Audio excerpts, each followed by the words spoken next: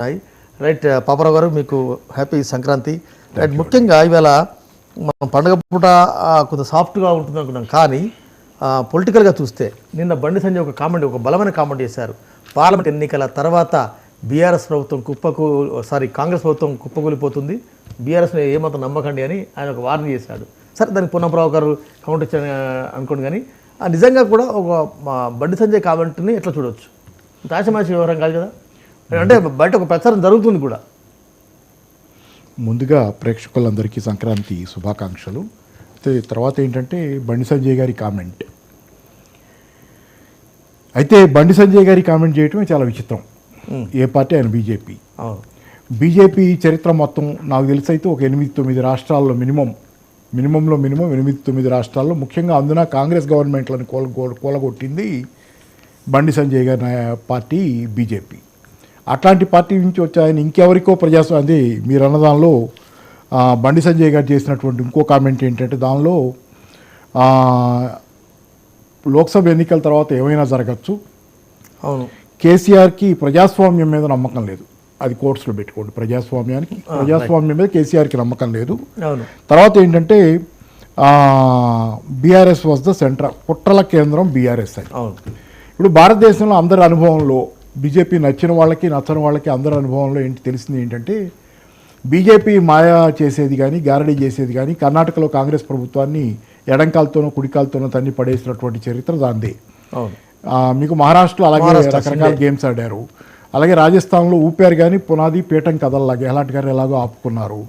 అలాగే ఇంకా ఎన్ని ఒకటి కాదు కదా, మీకు చాలా చోట్ల, మధ్యప్రదేశ్లో, అస్సాము, మధ్యప్రదేశ్లో మమతా బెనర్జీ గారి మీదకి పోయారు, కానీ ఆమెకున్నటువంటి బలం దృష్ట్యా, ప్రభావం దృష్ట్యా, బెంగాల్లో ప్రజల్లో ఆమెకున్న దీని దృష్ట్యా మళ్ళీ ఆమె గెలుచుకొస్తున్నారు.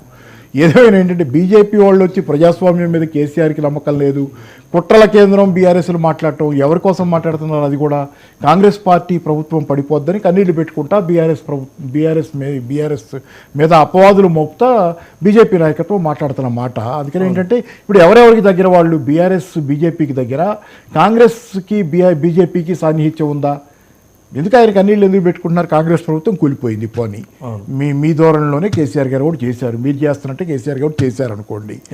మరి మీకు అంటే దేశాన్నంతా వెళ్తున్న మీరు, కుట్ర పలాందని తెలిసిన మీరు కుట్రను భగ్నం చేయొచ్చు. ఒకటి, ప్రజాస్వామ్యం మీద నమ్మకం ఉంటే.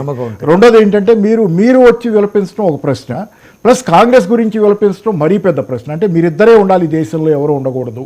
బీఆర్ఎస్ అనేది ఉండటం అనేది ఉండకూడదు అనేది ఇప్పుడు అందరి ఆకాంక్ష వీళ్ళిద్దరిది అనేది ఆల్రెడీ కనపడుతుంది. ఎందుకంటే మీకు వీళ్ళిద్దరూ ముఖాముఖి ఉంటేనే తెలంగాణలో ఉన్నటువంటి సంక్షేమం కానీ ఇచ్చేది ఏదైతే బీఆర్ఎస్ చేసిందో దాన్ని లేకుండా చేసి అది అటో పార్టీ ఇటో పార్టీ, ఇది అమెరికాలో ఉన్న డెమోక్రటిక్ పార్టీ, రిపబ్లికన్ పార్టీ లాగా శాశ్వతంగా వాళ్ళు పోతే వీళ్ళు పోతే వాళ్ళు ఎలుకోవాలనేది. పేరుకు మోడీ గారు అప్పుడప్పుడు అంటుంటారు కాంగ్రెస్ ముక్త భారత్ అని చెప్పి. కాంగ్రెస్ ముక్త భారత్ కాదు, కాంగ్రెస్ యుక్త బీజేపీ. రెండు కలిసి ఉండాలనేది, రెండు ఉండాలి, వాళ్ళు పోతే వీళ్ళు పోతే వాళ్ళు ఉండాలనే లెక్కన చేసుకొస్తున్న వ్యవహారం తప్పితే దీనిలో బండి సంజయ్ గారు నాకు చాలా ఆశ్చర్యం. బండి సంజయ్ గారు బాధపడటం ఏంటి? కూల్చేయటం వాళ్ళకి బాగా అలవాటు, కూలిపోవటం వాళ్ళు రోజువారీ చూసేదే, రోజువారీ చేసేది. అట్లాంటి చోట మళ్ళీ బీఆర్ఎస్ ఏదో దాన్ని కూల్చేస్తుందని ఈ లోపు మీరు కూల్చకుండా ఉంటే చాలు. అట్ సేమ్ టైంలో పొన్నప్రభు గారు కౌంటర్ కూడా చూడండి, ఆయన బండి సంజయ్ని కామెంట్ చేయకుండా టీఆర్ఎస్ని ఆ బండి సంజయ్ని వల్ల మాకు దమ్ముందా, ఇది మాటలు ఉన్నాయి కదా, దమ్ముందా మీకు, దమ్ముందా అంటే దమ్ముందని చెప్పి బీజేపీ ఎప్పుడో చూపించింది కదా. మీ ప్రభుత్వాలు కోల్చడం పెద్ద పనేం కాదని చెప్పి బీజేపీ పదే రిపీటెడ్గా. ఇప్పుడు కొత్తగా ఏంటంటే మీకు ఉన్నది ఎంత, మీకు ఇంతకంటే ఎక్కువ మెజారిటీలు వచ్చిన చోటే పోయిన సందర్భాలు ఉన్నాయి. మీకు 64 సీట్లు అంటే ఒక 5 ఎక్కువ, 5 కూడా కాదు, 4-5 సీట్లు. ఆ సిపిఐ సీటు మన కోననేని గారు ఒకవేళ ఓటేస్తే వాళ్ళు ఏపు 5 సీట్లు, దానిలో మళ్ళీ పెద్ద బలం ఉన్నట్లుగా మీకు దమ్ముందా ఇది ఉందని మాట్లాడేది చాలా విచిత్రమైనటువంటిది.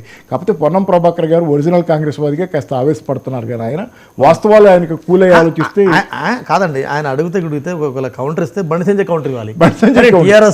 దమ్ముందా అంటే వీళ్ళిద్దరు కలిసి డిసైడెడ్ సార్, వీళ్ళిద్దరూ బీఆర్ఎస్నే రైవల్గా చూస్తున్నారు. అటు బీఆర్ఎస్ కాంగ్రెస్ కానీ ఇటు బీజేపీ కానీ ఇద్దరికీ రైవల్గా బీఆర్ఎస్, ఇది తప్పితే మన ఇద్దరు ఎవరున్నా పర్వాలేదు అనేది ఆల్రెడీ తెలంగాణ జనాలు గుర్తిస్తున్నారు. చాలా వీడియోలు అవి చూస్తున్నాం. నిన్నేదో చోట కూడా నేను కోదండరామ్ గారిది కూడా ఒక టీవీ ఛానల్లో వచ్చినటువంటి ఇంటర్వ్యూ చూస్తే ఫోన్ చేసిన వాళ్ళంతా ఆయన స్టూడెంట్ కూడా ఒక ఆయన ఫోన్ చేశాడు.